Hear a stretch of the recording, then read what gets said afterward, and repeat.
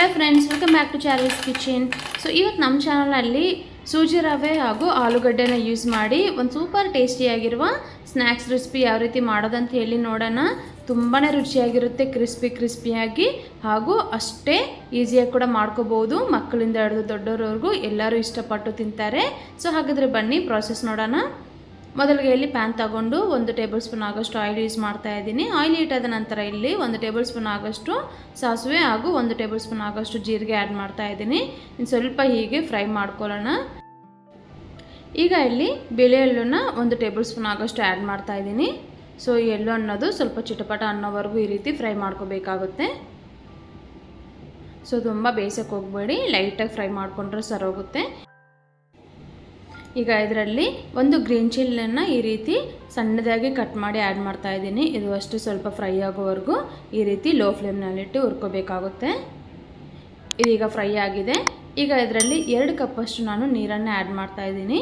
ಇಲ್ಲಿ ನಾನು 1 ಕಪ್ಪಷ್ಟು ರವೆಯನ್ನು ತೊಗೊತೀನಿ, ಅದಕ್ಕೆ ತಕ್ಕಂತೆ 2 ಕಪ್ಪಷ್ಟು ನಾವು ನೀರನ್ನು ಆ್ಯಡ್ ಮಾಡ್ಕೋಬೇಕಾಗುತ್ತೆ.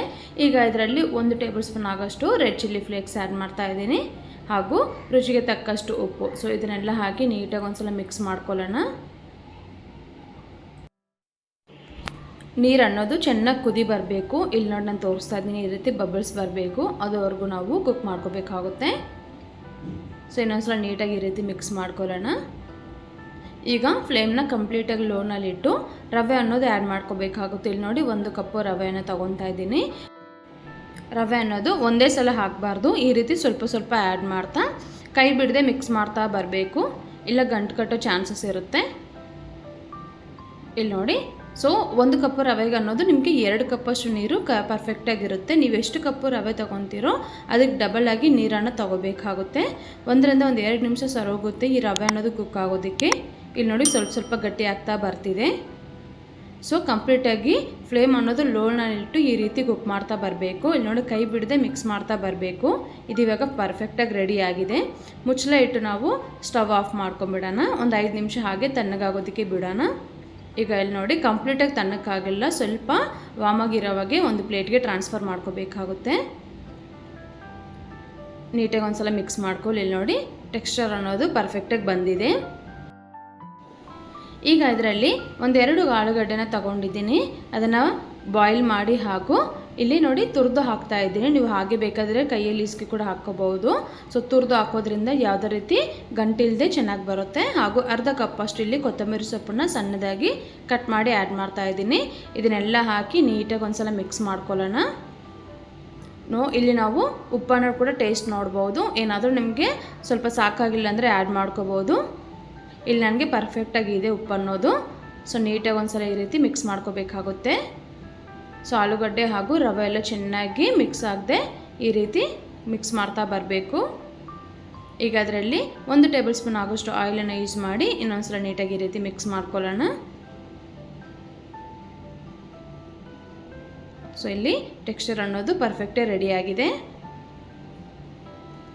ಈಗ ನಾನು ತೋರಿಸ್ತಾ ಇದ್ದಂಗೆ ಚಿಕ್ಕದಾಗಿ ಈ ರೀತಿ ಬಾಲ್ಸ್ ಥರ ಮಾಡ್ಕೋಬೇಕಾಗುತ್ತೆ. ಬಾಲ್ಸ್ ಥರ ಮಾಡಿ ಈ ರೀತಿ ನಾವು ರೋಲ್ ಮಾಡ್ತಾ ಬರಬೇಕು. ನಿಮ್ಗೆ ಎಷ್ಟು ದಪ್ಪಕ್ಕೆ ಬೇಕೋ ಅಷ್ಟು ದಪ್ಪಕ್ಕೆ ನೀವು ಈ ರೀತಿ ರೋಲ್ ಮಾಡ್ಕೋಬೋದು. ಇದನ್ನು ಸಣ್ಣದಾಗಿ ಈ ರೀತಿ ಕಟ್ ಮಾಡಿ ನೀಟಾಗಿ ಶೇಪ್ ಬರೋ ಥರ ಇಲ್ಲಿ ಈ ರೀತಿ ರೋಲ್ ಮಾಡ್ತಾಯಿದ್ದೀನಿ ನೋಡಿ. ಸೊ ನೀವು ಸ್ವಲ್ಪ ಸ್ವಲ್ಪ ಮಾಡದೆ ಒಂದೇ ಸಲ ಕೂಡ ಜಾಸ್ತಿ ತಗೊಂಡು ಕೂಡ ಮಾಡ್ಕೋಬೋದು. ಸೊ ದಪ್ಪದಾಗಿ ಈ ರೀತಿ ತಗೊಂಡು ನೀಟಾಗಿ ಸ್ಪ್ರೆಡ್ ಮಾಡ್ಕೋಬೇಕಾಗುತ್ತೆ ಈ ರೀತಿ. ಈಗ ಚಿಕ್ಕ ಪೀಸಸ್ ಆಗಿ ಕಟ್ ಮಾಡ್ಕೋಬೋದು. ಸೊ ಈ ಪೀಸಸ್ ಕೂಡ ಅಷ್ಟೇ ಚೆನ್ನಾಗಿ ಶೇಪ್ ಬರೋ ಥರ ಕರೆಕ್ಟಾಗಿ ರೋಲ್ ಮಾಡ್ಕೋಬೇಕಾಗುತ್ತೆ. ಸೊ ಅಷ್ಟೇ ಫ್ರೆಂಡ್ಸ್, ಎಷ್ಟು ಈಸಿಯಾಗಿ ಮಾಡ್ಕೋಬೋದು ನೋಡಿ. ಸೊ ಇದೀಗ ಎಲ್ಲ ಪರ್ಫೆಕ್ಟಾಗಿ ರೆಡಿ ಆಗಿದೆ. ಇಲ್ಲಿ ನಾನು ತೋರಿಸ್ತಾ ಇದ್ದೀನಿ ನೋಡಿ. ಈಗ ಇದನ್ನು ನಾವು ಡೀಪ್ ಫ್ರೈ ಮಾಡ್ಕೋಬೇಕಾಗುತ್ತೆ. ಇನ್ನೊಂದು ಕಡೆಯಲ್ಲಿ ನಾನು ಆಯಿಲ್ ಅನ್ನೋದು ಚೆನ್ನಾಗಿ ಹೀಟ್ ಮಾಡಿದ್ದೀನಿ. ಆಯಿಲನ್ನು ಚೆನ್ನಾಗಿ ಹೀಟ್ ಆದ ನಂತರ ಆ್ಯಡ್ ಮಾಡಬೇಕಾಗುತ್ತೆ ಒಂದೊಂದನ್ನೇ ಈ ರೀತಿ. ಸೊ ಈ ರೀತಿ ಪೀಸಸ್ನೆಲ್ಲ ಆ್ಯಡ್ ಮಾಡಿದ ತಕ್ಷಣ ಟರ್ನ್ ಮಾಡೋಕ್ಕೆ ಹೋಗಬೇಡಿ. ಸೊ ಒಂದಕ್ಕೊಂದು ಮೆತ್ಕೊಳ್ಳೋ ಚಾನ್ಸಸ್ ಇರುತ್ತೆ. 1 ರಿಂದ 2 ನಿಮಿಷದವರೆಗೂ ಹಾಗೆ ಬಿಟ್ಬಿಡಬೇಕಾಗುತ್ತೆ. ಆಗ ನಿಧಾನಕ್ಕೆ ಈ ರೀತಿ ಟರ್ನ್ ಮಾಡ್ತಾ ಬರಬೇಕು.